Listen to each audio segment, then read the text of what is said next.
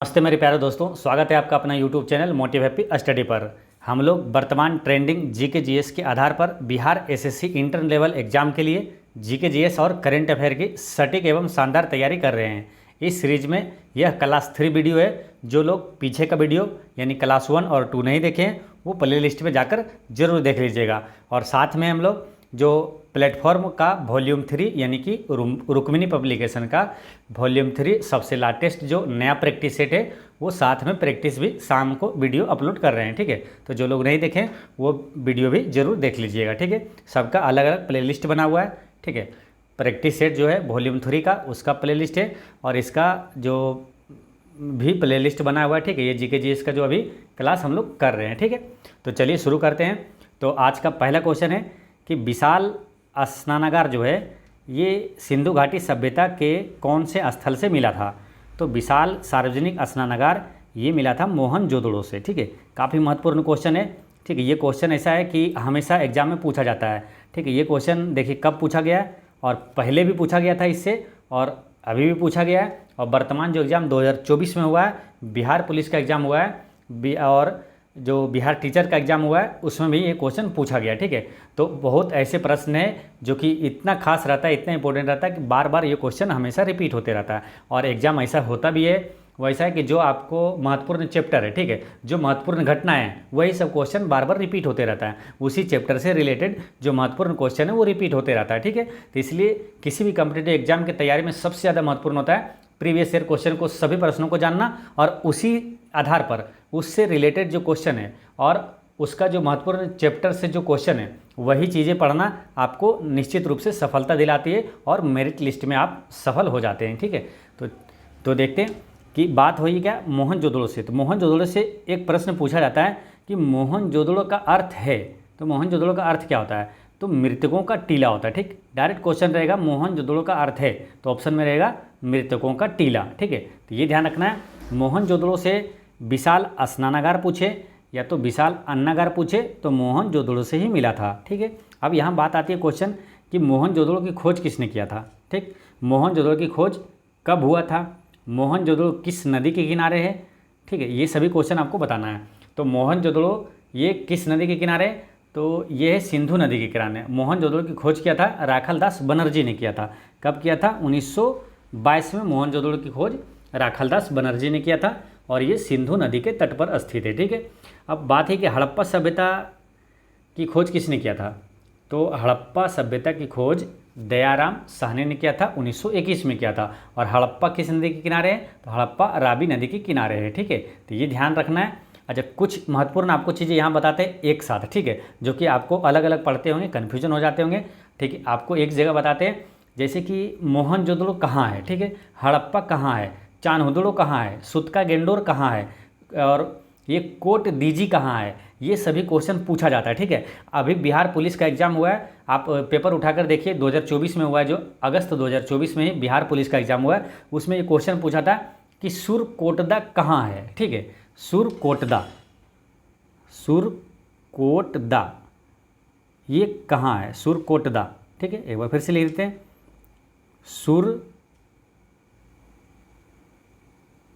कोटदा ये कहाँ है। ठीक है, तो एक बार आपको बताते हैं, अच्छे से ध्यान रखिएगा, नोट भी कर लीजिएगा। ठीक है, क्योंकि आपको हम जो भी बताते हैं सब सिस्टमेटिक ढंग से बताते हैं, जो कि आपको अलग अलग आपको मिलेगा। ठीक है, लेकिन आपको सबको एक जगह सिस्टमेटिक ढंग से बताते हैं ताकि आपको आसानी से याद हो और बहुत कम समय में आपकी अच्छी तैयारी हो जाए। ठीक है, अब लिखिए आप कि हड़प्पा, मोहनजोदड़ो, चान्होदड़ो। ठीक है, हड़प्पा, मोहनजोदड़ो, चान्होदड़ो, सुतका गेंडोर और कोट दीजी, ये पांचों पाकिस्तान में है। ठीक है, एक नोट कर लीजिए, एक बार फिर से सुनिए।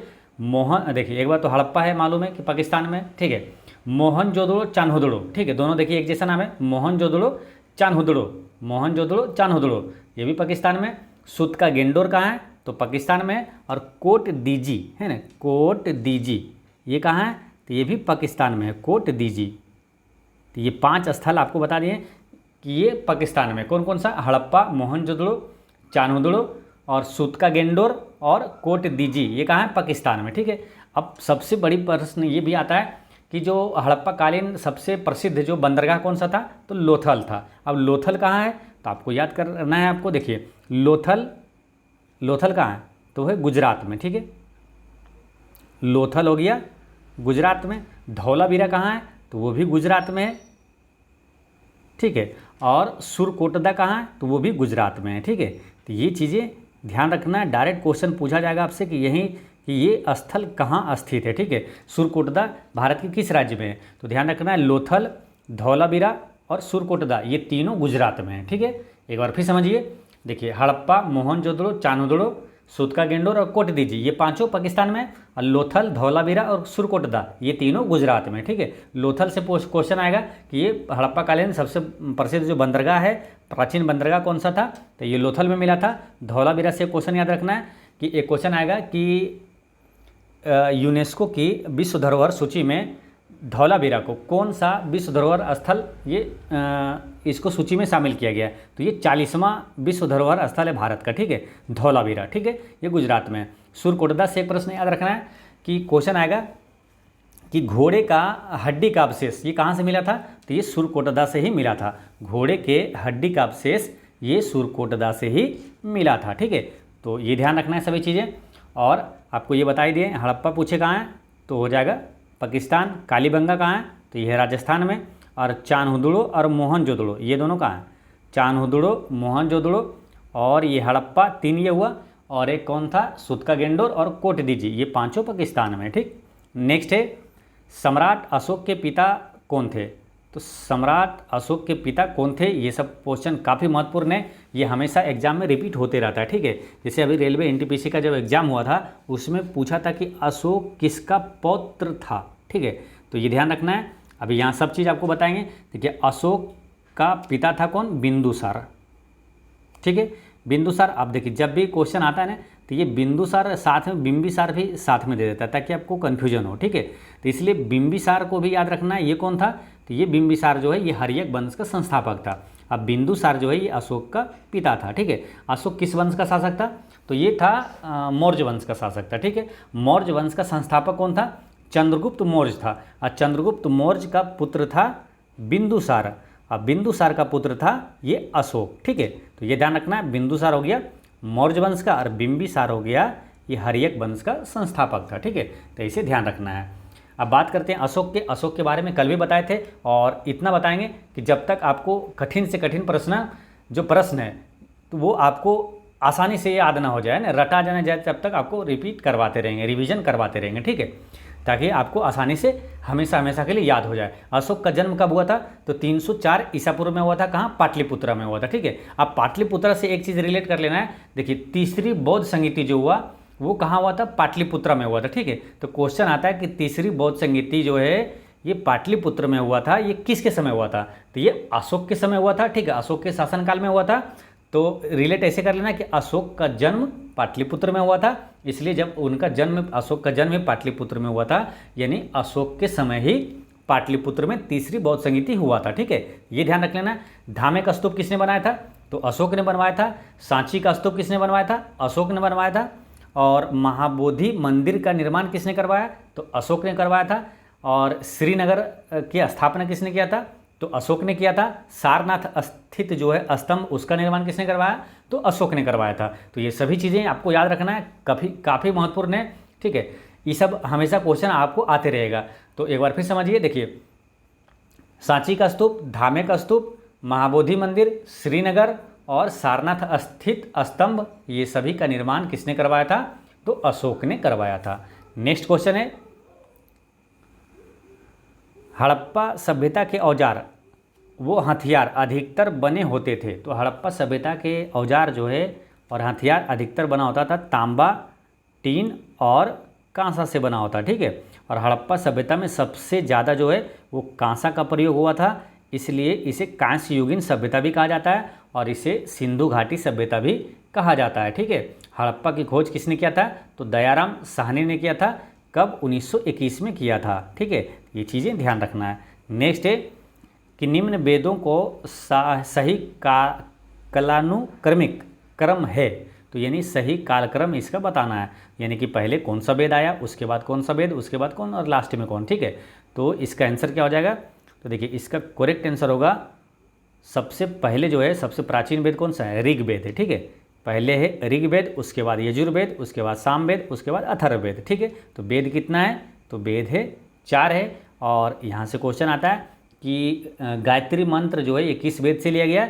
तो ऋग्वेद से लिया गया। ठीक है, और जो यज्ञ का अनुष्ठान है या तो गद और पद है, ये किस वेद में है? तो यजुर्वेद में है। संगीत का वर्णन किस में है? तो सामवेद में है। और जादू टोना का वर्णन किस में है? अथर्ववेद में है। सबसे प्राचीन वेद हो जाएगा ऋग्वेद। सबसे नवीनतम वेद कौन सा हो जाएगा?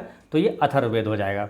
नेक्स्ट है, उपनिषदों को वेदांत के रूप में भी जाना जाता है। तो उपनिषदों को वेदांत के रूप में भी जाना जाता है और उनकी डेश संख्या है, यानी उपनिषद की संख्या टोटल कितना है? तो उपनिषदों की संख्या कितना है? 108 है। ठीक है, उपनिषद है 108। वेद कितना है? तो वेद है 4 और वेदांग जो होता है, वेदांग कितना है? तो वो है 6। ठीक है, जब सबसे प्राचीन उपनिषद कौन सा मालूम? सबसे प्राचीन उपनिषद या तो सबसे बड़ा उपनिषद पूछा जाएगा तो बृहदारण्यक है। बृहदारण्यक, ठीक है, बृहदारण्यक है सबसे प्राचीन उपनिषद। भारत का राष्ट्रीय आदर्श वाक्य क्या है? तो वो है सत्यमेव जयते। और सत्यमेव जयते किस उपनिषद से लिया गया है? तो मुंडको उपनिषद से लिया गया है। ठीक है, तो ये चीज़ें ध्यान रखना है। नेक्स्ट है, इसमें नदी को मिलाना है। ठीक है, यानी कि ये आपको दिया हुआ है अभी नवीनतम जो नदी नाम है, नया नाम, और ये इसका प्राचीन नाम है। ठीक है, तो बितस्ता जो है ये किस नदी का प्राचीन नाम था? तो बितस्ता ये था झेलम नदी का, है ना। बितस्ता जो है ये झेलम नदी का प्राचीन नाम था। और अस्किनी जो है ये चेनाब नदी का प्राचीन नाम था। ठीक है, चेनाब नदी का प्राचीन नाम अस्किनी था। और राबी नदी का प्राचीन नाम था परुसुनी। राबी नदी का प्राचीन नाम परुसनी, राबी परुसनी। और बिपाशा ये ब्यास, बिपाशा ब्यास है ना, ब्यास नदी का प्राचीन नाम था बिपाशा, है ना। तो काफ़ी ये वाला इजी रहेगा। ब्यास बिपाशा, ब्यास बिपाशा, ब्यास बिपाशा। और राबी का परुसनी, राबी का परुसनी। और झेलम का बितस्ता, झेलम का बितस्ता। और चेनाब का अस्किनी, चेनाब अस्किनी, चेनाब अस्किनी। ठीक है, चेनाब का प्राचीन नाम था अस्किनी। तो इस तरह इसका आंसर क्या हो जाएगा? इसका आंसर होगा ऑप्शन नंबर 3। इसका करेक्ट आंसर है ऑप्शन नंबर 3। नेक्स्ट है, जैनियों के अनुसार जैन धर्म के संस्थापक कौन थे? तो जैन धर्म का संस्थापक कौन था? तो ऋषभदेव था। ठीक है, अब जैन धर्म के तीर्थंकर के टोटल कितना था? 24, जिसमें कि 5 तीर्थंकर को आपको याद रखना है, जहाँ से क्वेश्चन पूछा जाएगा। ठीक है, जैन धर्म का पहला तीर्थंकर पूछे तो यही थे ऋषभदेव, जो कि जैन धर्म के संस्थापक थे। ठीक है, दूसरा तीर्थंकर कौन था? तो अजितनाथ था। और तीसरे तीर्थंकर पूछे तो वो है संभवनाथ है। और 23वें तीर्थंकर वो है पार्श्वनाथ, है ना। 23वें तीर्थंकर है पार्श्वनाथ। और 24वें और अंतिम तीर्थंकर थे ये महावीर स्वामी। ठीक है, तो ये पांचों आपको याद रखना है, यहाँ से क्वेश्चन पूछा जाता है, इससे ज़्यादा क्वेश्चन नहीं पूछा जाएगा। ठीक है, पहले तीर्थंकर ऋषभदेव, दूसरे अजितनाथ, तीसरे संभवनाथ, 23वें पार्श्वनाथ और 24वें ये हैं महावीर स्वामी। ठीक है, महावीर स्वामी का जन्म कब हुआ था? तो महावीर स्वामी का जन्म हुआ था 540 ईसा पूर्व में हुआ था। ठीक है, महावीर स्वामी का जन्म जब भी आए तो आपको गौतम बुद्ध का भी जन्म याद रख लेना है। ठीक है, रिवीजन कर लेना क्योंकि उसमें कभी कन्फ्यूजन ना हो इसलिए। ठीक है, तो गौतम बुद्ध का जन्म हुआ था 563 ईसा पूर्व में। ठीक है, गौतम 63 है ना, गौतम 63। महावीर स्वामी का 540 ईसा पूर्व में हुआ था। कहाँ? महावीर स्वामी का जन्म हुआ था वैशाली के कुंडग्राम में हुआ था। और गौतम बुद्ध का जन्म हुआ था कहाँ हुआ था? लुम्बिनी में, है ना, नेपाल में हुआ था, लुम्बिनी में। महावीर स्वामी की मृत्यु कब हुआ था? तो 468 ईसा पूर्व में हुआ था, राजगीर के पास है पावापुरी में। महावीर स्वामी का देखिए जन्म हुआ था वैशाली में और महावीर स्वामी का मृत्यु हुआ है पावापुरी में। उसी तरह गौतम बुद्ध का जन्म हुआ था कहाँ? तो लुम्बिनी में। और गौतम बुद्ध की मृत्यु कहाँ हुआ था? तो कुशीनगर में हुआ था। गौतम बुद्ध की मृत्यु कब हुआ था? तो 483 ईसा पूर्व में हुआ। ठीक है, इसका जो गौतम बुद्ध का है ना, उसमें देखिए गौतम बुद्ध में नाम में क्या तो आ रहा है ना, तो इनका जन्म भी 63 तो से 63 है ना, 563 ईसा पूर्व। और ये 83 वाला है ना, 563 ईसा पूर्व और 483 ईसा पूर्व में। ठीक है, इनका मृत्यु हुआ। और 483 जब भी आए गौतम बुद्ध की मृत्यु तो याद कर क्या आ जाना चाहिए दिमाग में? जो बिहार का है, बिहार का जो पश्चिम से पूर्व की लंबाई है वो कितना किलोमीटर है? तो 463 किलोमीटर है। ठीक है, यह हमेशा हमेशा बार बार रिवीजन करना है ताकि आपको कन्फ्यूजन ना हो। ठीक है, जो गौतम बुद्ध की मृत्यु जो हुआ था 483 ईसा पूर्व में, यही बिहार की पश्चिम से पूर्व की लंबाई है। और उत्तर से दक्षिण की बिहार की लंबाई कितना है, तो वो भी आसान है, 3, 4, 5 किलोमीटर, यानी कि 345 किलोमीटर है उत्तर से दक्षिण। अब पश्चिम से पूर्व ये गौतम बुद्ध की जो मृत्यु हुआ था 483 ईसा पूर्व में, यानी 483 किलोमीटर इनका लंबाई है। ठीक है, तो इसे ध्यान रखना है। नेक्स्ट है, प्राचीन भारत के प्रसिद्ध शासक जिसने अपने जीवन के अंत समय में जैन धर्म ग्रहण किया था। तो प्राचीन भारत के प्रसिद्ध शासक जिसने जीवन के अंत समय में जैन धर्म को ग्रहण किया था, वो था कौन? चंद्रगुप्त मौर्य था। ठीक है ना, चंद्रगुप्त मौर्य था। क्वेश्चन ऐसे भी आता है कि चंद्रगुप्त मौर्य ने अपने अंतिम दिनों में यानी अंतिम समय में किस धर्म को अपनाया था, तो ये जैन धर्म को अपनाया था। ठीक है, चंद्रगुप्त मौर्य कौन था, तो ये था मौर्य वंश का संस्थापक था। ठीक है, और ये जो अंतिम दिन ये कहाँ बिताए थे, ये भी क्वेश्चन पूछा जाता है। तो ये बिताया था अंतिम दिन कर्नाटक के सरमेनवेल गोला में बिताया था। ठीक है, चंद्रगुप्त मौर्य जो है अपना अंतिम दिन कर्नाटक के सरवनवेल गोला में बिताया था, और ये मौर्य वंश का संस्थापक था, और इसी का पुत्र था बिंदुसार, बिंदुसार का पुत्र था अशोक। ठीक है, तो ये चीज़ें ध्यान रखना है। नेक्स्ट है, और इसका गुरु कौन था, तो वो था कौटिल्य, है ना, चाणक्य। नेक्स्ट है, अशोक के शिलालेख लिखे गए हैं। तो अशोक का शिलालेख किस लिपि में लिखा गया है, तो देखिए अशोक का शिलालेख जो है ग्रीक लिपि में भी लिखा गया है, खरोष्टी में भी लिखा गया है, और अरमाइक लिपि में भी लिखा गया है। ठीक है, इसमें लिखा नहीं गया, ये संस्कृत में नहीं लिखा गया। ठीक, यानी कि ग्रीक, खरोष्टी और अरमाइक लिपि में लिखा गया है। तो इसका आंसर क्या हो जाएगा, ऑप्शन नंबर 2 हो जाएगा। 1, 2 और 3 ये सही है। ठीक है, इसका आंसर ये हो गया।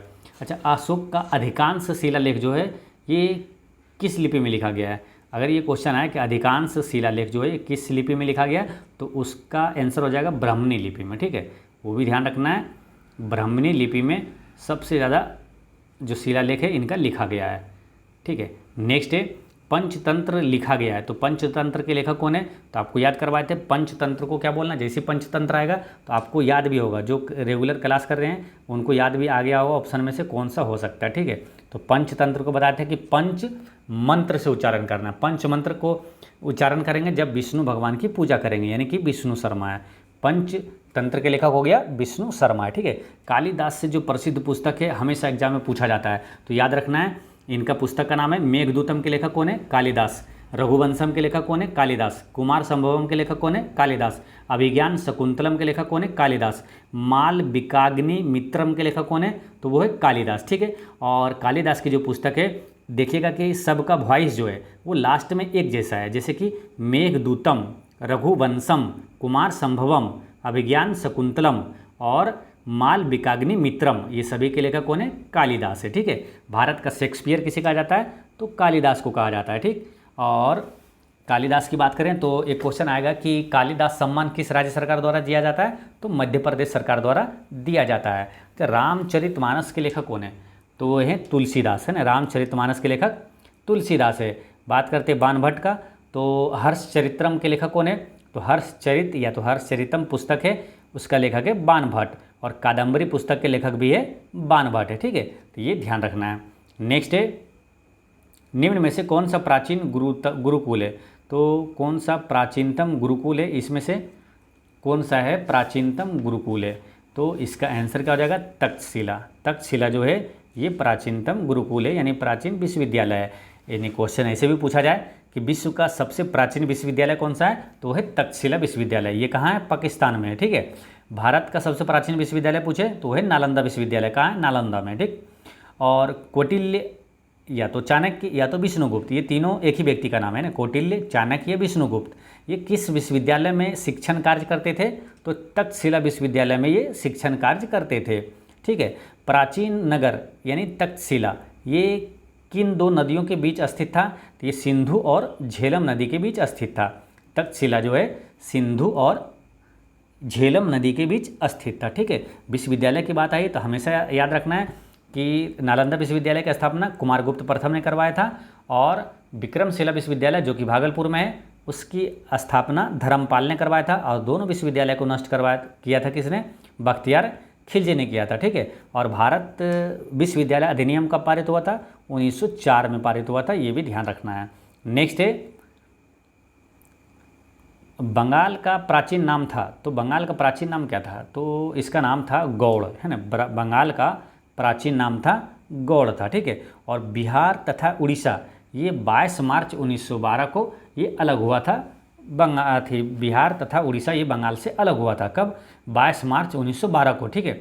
इसलिए 22 मार्च को ये बिहार दिवस मनाया जाता है। अगर पूछे बिहार की स्थापना कब हुआ था, तो 22 मार्च 1912 को ही हुआ था। अब 22 तारीख जब भी आए तो आपको 4 प्रश्न हमेशा रिवीजन करना चाहिए कि बिहार दिवस 22 मार्च को, विश्व जल दिवस 22 मार्च को, और 22 अप्रैल में चलते हैं तो विश्व पृथ्वी दिवस, और 22 मई को अंतर्राष्ट्रीय जैव विविधता दिवस मनाया जाता है, ठीक है।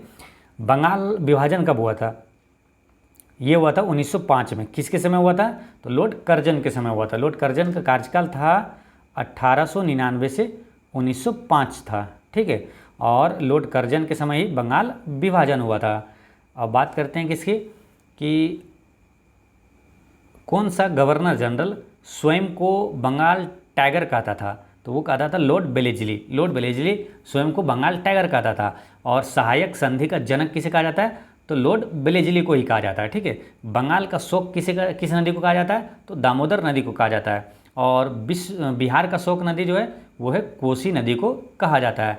जब बंगाल की बात करते हैं, और तो बंगाल में ये क्या सुंदरवन का डेल्टा कहाँ है? तो वो भी बंगाल में है, ठीक है। और सर्वाधिक जूट का उत्पादन किस राज्य में होता है? तो पश्चिम बंगाल में होता है। सर्वाधिक चावल का उत्पादन किस राज्य में होता है? तो पश्चिम बंगाल में होता है, ठीक है। और भारत में पहला जीआई टैग ये किस उत्पाद को मिला था? तो पहला जीआई टैग जो है ये किस भारतीय उत्पाद को मिला है? तो दार्जिलिंग की चाय को मिला है, ठीक है। पहला जीआई टैग दार्जिलिंग को चाय को मिला था। और दार्जिलिंग कहाँ है? तो दार्जिलिंग की चाय ये पश्चिम बंगाल में, ठीक है।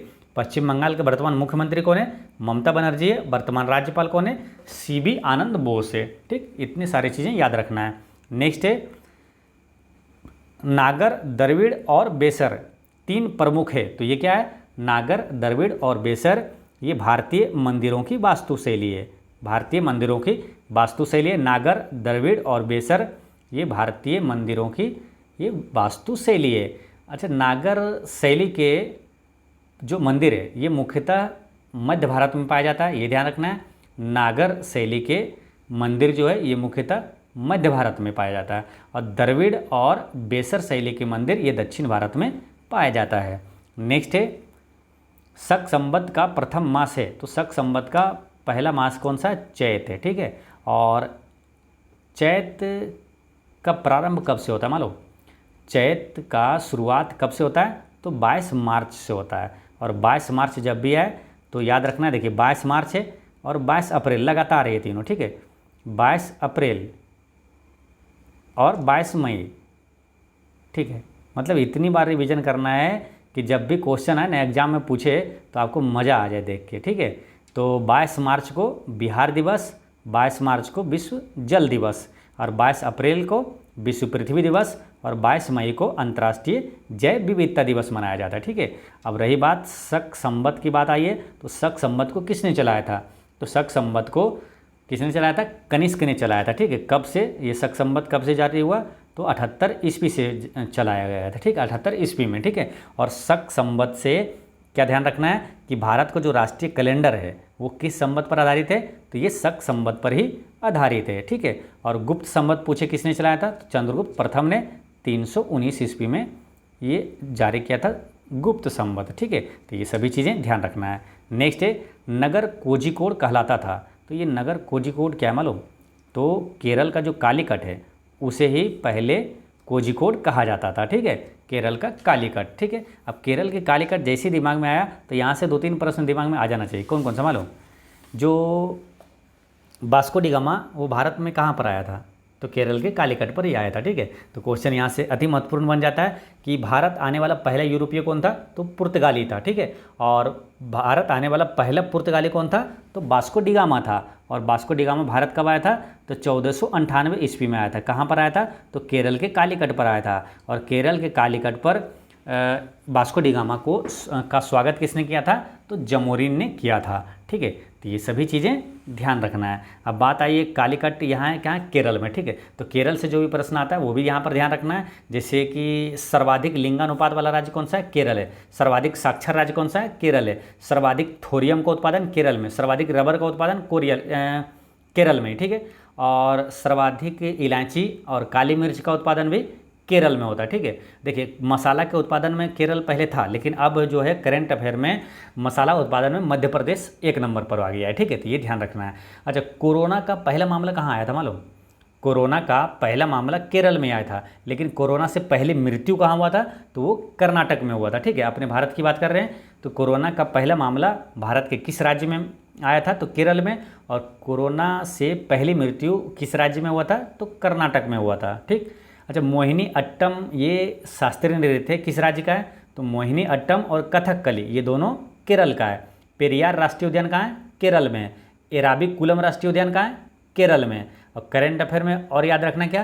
केरल की अभी वर्तमान मुख्यमंत्री कौन है? तो पिनराई विजयन है। और केरल का वर्तमान राज्यपाल कौन है? तो वो है आरिफ मोहम्मद खान है। और केरल की राजधानी तिरुवनंतपुरम है।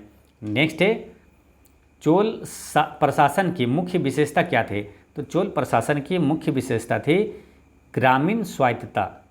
चोल शासन की प्रमुख विशेषता थी ग्रामीण स्वायत्तता थे। ठीक है, तो दोस्तों एक चीज़ ये हमेशा ध्यान रखना है कि पढ़ाई हमेशा उत्साहपूर्वक करनी चाहिए। ठीक है, उत्साहपूर्वक यानी कि मज़े से पढ़ाई कीजिए, पढ़ाई का आनंद लीजिए। ठीक है, जब आनंद लेंगे पढ़ाई का तो आपका जीवन आनंदित रहेगा और भविष्य भी आनंदित हो जाएगा। ठीक है, यानी कि पढ़ाई का ये आनंद लीजिए कि जानना, ज्ञान का आनंद लीजिए कि इतना अधिक से अधिक हमको चीज़ें जानना है।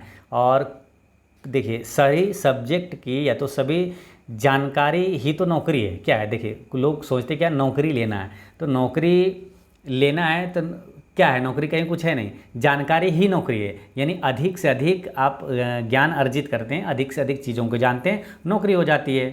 ठीक है, तो जानना ही सबसे ज़्यादा महत्वपूर्ण है। मतलब ज्ञान का आनंद लीजिए, मतलब जितना अधिक से अधिक ज्ञान आप अपने अंदर जुटाइए। ठीक है, तो और हम क्या कर रहे हैं? आपको सटीक और सही डायरेक्शन में आपको ज्ञान आपको दे रहे हैं। ठीक है, तो आप ज्ञान का आनंद लीजिए और मज़े से जीवन जीजिए। ठीक है, ना संघर्ष ना तकलीफ तो खाक मजा है जीने में, बड़े बड़े तूफान थम जाते हैं जब आग लगी हो सीने में। ठीक है, तो इसी उत्साह के साथ आपको पढ़ाई करते रहना है।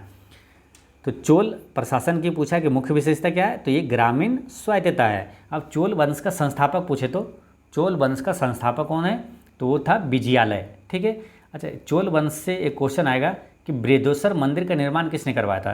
तो चोल शासक राजराज प्रथम ने करवाया था। तो राजराज प्रथम ने बृहदेश्वर मंदिर का निर्माण करवाया था, इसलिए बृहदेश्वर मंदिर का नाम राजराजेश्वर मंदिर भी कहा जाता है। ठीक है, तो ये ध्यान रखना है, यानी कि राजराजेश्वर मंदिर पूछे या तो बृहदेश्वर मंदिर पूछे का निर्माण किसने करवाया था? तो राजराज प्रथम ने करवाया था। ठीक है, अच्छा एक क्वेश्चन है कि किस चोल शासक ने पूर्ण रूप से श्रीलंका पर विजय प्राप्त किया था? तो राजेंद्र प्रथम ने किया था। ठीक है, तो ये ध्यान रखना है, बृहदेश्वर मंदिर का निर्माण राजराज प्रथम ने, लेकिन श्रीलंका पर पूर्ण विजय राजेंद्र प्रथम ने किया था। नेक्स्ट है, निम्नलिखित में से किस स्थान पर सिंधु घाटी सभ्यता का बंदरगाह नगर स्थित है? काफ़ी महत्वपूर्ण क्वेश्चन है, कई बार एग्जाम में पूछा गया और हमेशा पूछा जाता है। सिंधु घाटी सभ्यता का बंदरगाह ये कहाँ है? लोथल में। ठीक है, लोथल कहाँ है? तो ये गुजरात में। आपको बताए थे क्या? 3 जगह, 3 नाम बताए थे हड़प्पा कालीन स्थल है जो कि गुजरात में। कौन कौन सा? एक तो लोथल हो गया, और एक है धौलावीरा, और एक क्या बताए थे? सुरकोटदा, है ना, सुरकोटदा भी है कहाँ? गुजरात में। और ये लोथल क्या है? ये प्रसिद्ध बंदरगाह। और धौलावीरा क्या है? 40वां जो है विश्व विरासत स्थल जो बना है अपना भारत का, वो धौलावीरा है। और सुरकोटदा से क्या याद रखना है कि घोड़े के जो हड्डी का साक्ष्य जो है ये कहाँ से मिला था? तो सुरकोटदा से मिला था। ठीक है, ये ध्यान रखना है। अब बात करते हैं हड़प्पा सभ्यता। ये देखिए सिंधु घाटी सभ्यता को ही हड़प्पा सभ्यता कहते हैं, और हड़प्पा सभ्यता को ही कांस्य युगीन सभ्यता कहा जाता है। और जो हड़प्पा सभ्यता यानी कि सिंधु घाटी सभ्यता का काल जो है वो कब से कब तक है? तो 2350 ईसा पूर्व से 1750 ईसा पूर्व तक है। ठीक है, सिंधु सभ्यता की खोज किसने किया था?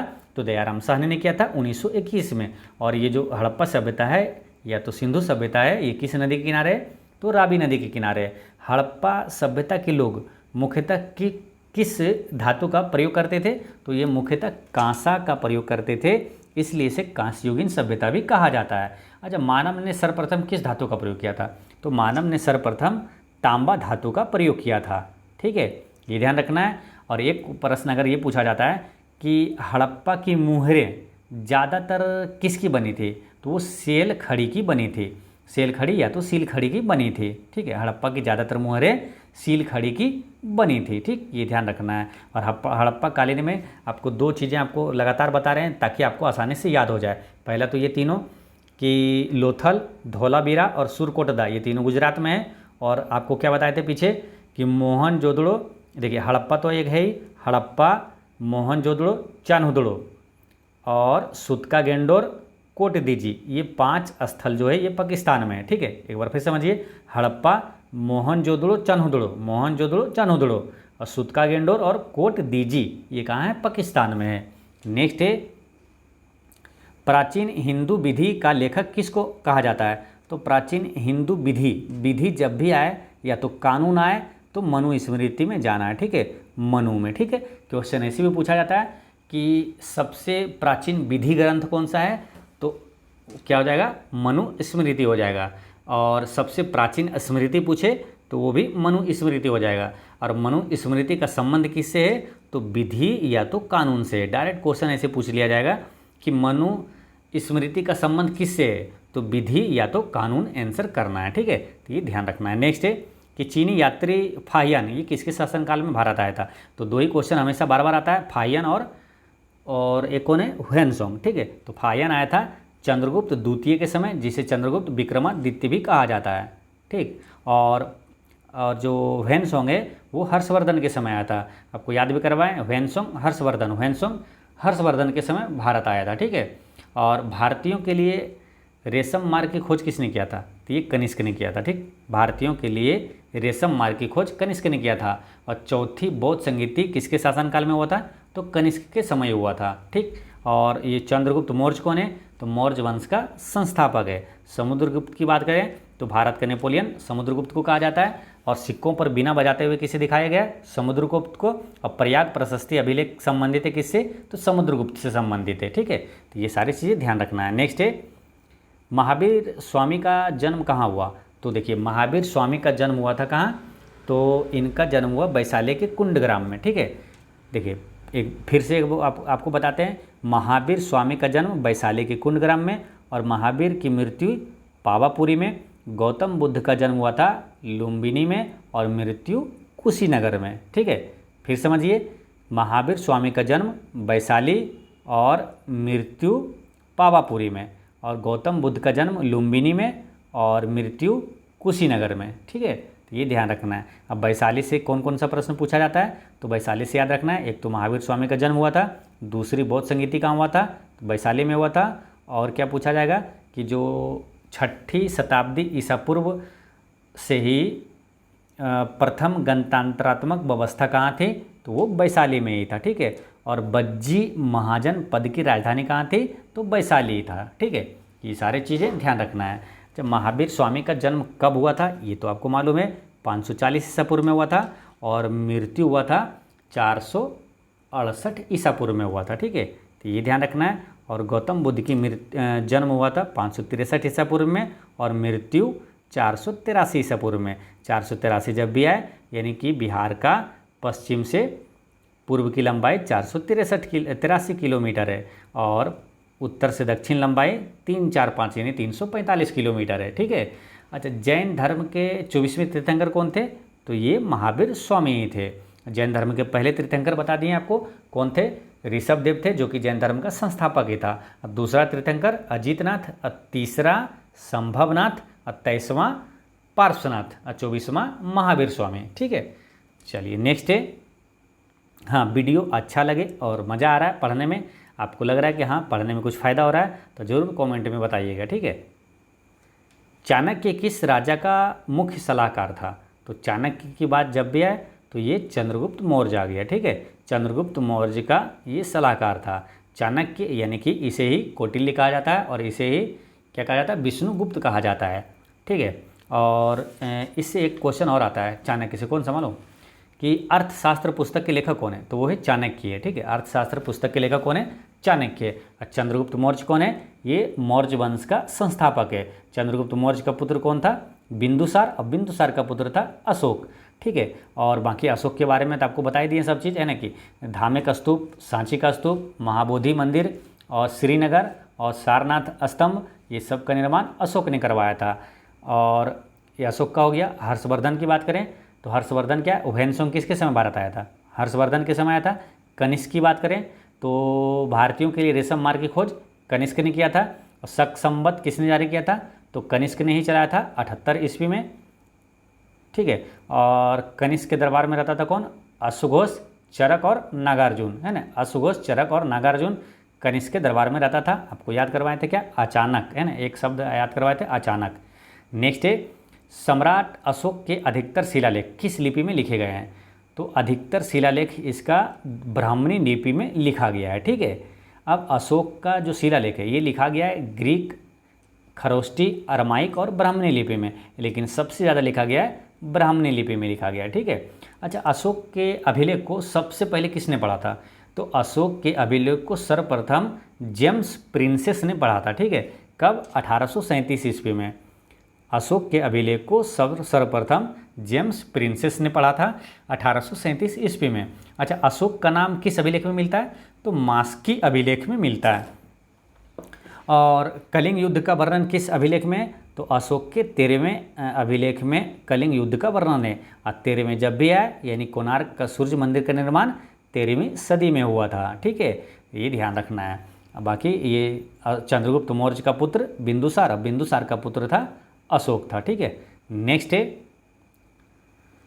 नालंदा विश्वविद्यालय किस वंश के दौरान बनाया गया था। ठीक है, तो नालंदा विश्वविद्यालय की स्थापना किसने किया था, तो कुमारगुप्त ने किया था, यानी कि ये गुप्त वंश का है। ठीक है, गुप्त वंश के दौरान ये बनाया गया था, क्योंकि इसका निर्माण कुमारगुप्त प्रथम ने करवाया था। नालंदा विश्वविद्यालय जब भी आए तो 2-4 प्रश्न काफ़ी महत्वपूर्ण हैं, जो कि कई एग्जामों में पूछा गया और बीपीएससी में भी कई बार पूछा जाता है, बार बार रिपीट होता है। जैसे नालंदा विश्वविद्यालय की स्थापना हो गया कुमारगुप्त प्रथम, और इसको ध्वस्त किया था किसने, तो बख्तियार खिलजी ने। ठीक है, देखिए विक्रमशिला विश्वविद्यालय की स्थापना किसने किया था, तो धर्मपाल ने किया था। और विक्रमशिला विश्वविद्यालय कहाँ है, तो ये भागलपुर में। ठीक है, अभी बिहार पुलिस का एग्जाम जब हुआ था, डायरेक्ट क्वेश्चन पूछा गया था कि विक्रमशिला किस जिला में है। ठीक है, तो विक्रमशिला है भागलपुर में, है ना, विक्रमशिला विश्वविद्यालय पूछे या विक्रमशिला पूछे, ये भागलपुर में है। और ये दोनों विश्वविद्यालय को, यानी कि नालंदा और विक्रमशिला विश्वविद्यालय को नष्ट किया था बख्तियार खिलजी ने किया था। ठीक है, और जो हुएनसोंग है वो किस विश्वविद्यालय में अध्ययन किया था, तो नालंदा विश्वविद्यालय में अध्ययन किया था। ठीक है, तो ये चीज़ ध्यान रखना है। और बात करते हैं क्या, ये गुप्त वंश की है, तो गुप्त वंश की बात कर लेते तो गुप्त वंश का संस्थापक कौन था, श्रीगुप्त था। वास्तविक संस्थापक पूछे, चंद्रगुप्त प्रथम था। ठीक है, और बाकी गुप्त वंश से कई चीज़ें यहाँ पर रिवीजन कर सकते हैं। जैसे गुप्त वंश का ही शासक था कौन, समुद्रगुप्त था। समुद्रगुप्त से भारत का नेपोलियन समुद्रगुप्त, सिक्कों पर बिना बजाते हुए समुद्रगुप्त, और प्रयाग प्रशस्ति अभिलेख समुद्रगुप्त से। चंद्रगुप्त द्वितीय से एक क्वेश्चन याद रखना है कि फाहियान चंद्रगुप्त द्वितीय के समय भारत आया था, और कुमारगुप्त प्रथम से नालंदा विश्वविद्यालय की स्थापना करवाया था। नेक्स्ट है, गौतम बुद्ध का जन्म कहाँ हुआ था, तो ये आपको बताएं और हमेशा हमेशा के लिए याद भी हो जाएगा। ठीक है, गौतम बुद्ध का जन्म हुआ था लुम्बिनी में, जो कि नेपाल में है। ठीक, और गौतम बुद्ध का मृत्यु कहाँ हो गया, तो कुशीनगर में, जो कि उत्तर प्रदेश में है। ठीक है, तो देखिए गौतम बुद्ध का जन्म जो है कुशीनगर, है ना, तो जन्म हुआ लुम्बिनी में, जो कि नेपाल में है, मृत्यु हो गया कुशीनगर में। फिर महावीर स्वामी की बात करें तो महावीर स्वामी का जन्म हुआ था कहाँ, वैशाली में, है ना, ये वैशाली में। और इनका महावीर स्वामी का मृत्यु कहाँ हो गया था, तो पावापुरी में हो गया था। ठीक है, तो दोनों को साथ में आपको बताएं ताकि आपको आसानी से याद रहे। ठीक है, देखिए महावीर स्वामी का जन्म वैशाली और मृत्यु पावापुरी में, और गौतम बुद्ध का जन्म लुम्बिनी और मृत्यु कुशीनगर में। ठीक है, तो ये ध्यान रखना है। और यहाँ पर कुछ प्रश्न देखते हैं, जैसे कि गौतम बुद्ध का जन्म हुआ था कब, 563 ईसा पूर्व में, आपको याद है। और गौतम बुद्ध को ज्ञान की प्राप्ति कहाँ हुआ था, तो ये हुआ था बोध गया में। और बोध गया में पीपल वृक्ष के नीचे हुआ था, और किस नदी के किनारे, तो फल्गु नदी के किनारे हुआ था। गौतम बुद्ध ने पहला उपदेश कहाँ दिया था, तो सारनाथ में, सर्वाधिक श्रावस्ती में। और गौतम बुद्ध की मृत्यु हुआ था कुशीनगर में। और ये तीनों जगह यानी कि सारनाथ, श्रावस्ती और कुशीनगर किस राज्य में है? तो उत्तर प्रदेश में। ठीक है। अगर क्वेश्चन पूछा जाए कि त्रिरत्न सम्यक ज्ञान, सम्यक आचरण और सम्यक दर्शन ये किस धर्म से संबंधित है? तो ये जैन धर्म से संबंधित है। और त्रिरत्न बुद्ध, धम्म और संघ ये संबंधित है बौद्ध धर्म से। ठीक है। तो ध्यान रखना है, नए स्टूडेंट क्या करते हैं, जैसे ही पूछा त्रिरत्न तो तुरंत बौद्ध धर्म में टिक कर दिए। लेकिन ध्यान रखना है त्रिरत्न के आगे क्या है वो ध्यान रखना है। त्रिरत्न सम्यक ज्ञान पूछे, सम्यक आचरण, सम्यक दर्शन तो वो हो गया जैन धर्म से संबंधित है। और त्रिरत्न बुद्ध, धम्म और संघ है ये बौद्ध धर्म से संबंधित है। नेक्स्ट है, इनमें से कौन मगध का शासक नहीं था? तो इसमें मगध का शासक कौन नहीं था ये पूछा जा रहा है। तो देखिए शिशुनाग ये था, धनानंद भी था, और इसमें जो है बिंदुसार ये भी था। ठीक है। ये जो कनिष्क है ये मगध का शासक नहीं था। कनिष्क जो है ये मगध का शासक नहीं था। ठीक है। मगध पर शासन करने वाले जो वंश है उसको आपको याद रखना है, वो पूछा जाता है। और कभी कभी क्रम से भी पूछ लिया जाएगा कि मगध पर शासन करने वाले जो वंश है उसका क्रम क्या है। ठीक है। तो आपको ध्यान रखना है कौन कौन सा है। देखिए पहला है हर्यक वंश, ठीक है, और दूसरा है शिशुनाग वंश, ठीक है, फिर है आपका नंद वंश, ठीक, फिर आपका आता है क्या मौर्य वंश, फिर है शुंग वंश, फिर आपका आता है कण्व वंश, और फिर आता है सातवाहन वंश। ठीक है। तो देखिए कितना वंश हो गया, हर्यक वंश 1 2 3 4 5 6 7। अब 7 वंश आपको आसानी से याद रहेगा और क्रम से भी याद रहेगा। कैसे? एक लाइन लिख लीजिए कि हसीन मासुका 7 है, हसीन मासुका 7 है। हसीन से क्या हो गया, हर्यक वंश, शिशुनाग वंश और नंद वंश, ठीक, 3 हो गया। मासुका, मासुका से मौर्य वंश, शुंग वंश और कण्व वंश 7 है, यानी कि सातवाहन वंश। ठीक है। तो ये ध्यान रखना है, ये मगध पर ये जो है कितने 7 वंश ने शासन किया था और क्रम से है। हसीन मासुका 7 है, यानी हर्यक वंश, शिशुनाग वंश, नंद वंश, मासुका यानी कि मौर्य वंश, शुंग वंश, कण्व वंश 7 है, यानी सातवाहन वंश। ठीक है। अब इसका आपको संस्थापक याद रखना है क्योंकि क्वेश्चन ज़्यादातर संस्थापक से ही पूछा जाता है। ठीक है। तो हर्यक वंश का संस्थापक कौन था? तो बिंबिसार था। हर्यक वंश का संस्थापक बिंबिसार। शिशुनाग वंश का संस्थापक जो था ये शिशुनाग ही था। ठीक है। और नंद वंश का संस्थापक था महापद्म नंद, नंद वंश का संस्थापक था महापद्म नंद। और मौर्य वंश का संस्थापक था चंद्रगुप्त मौर्य।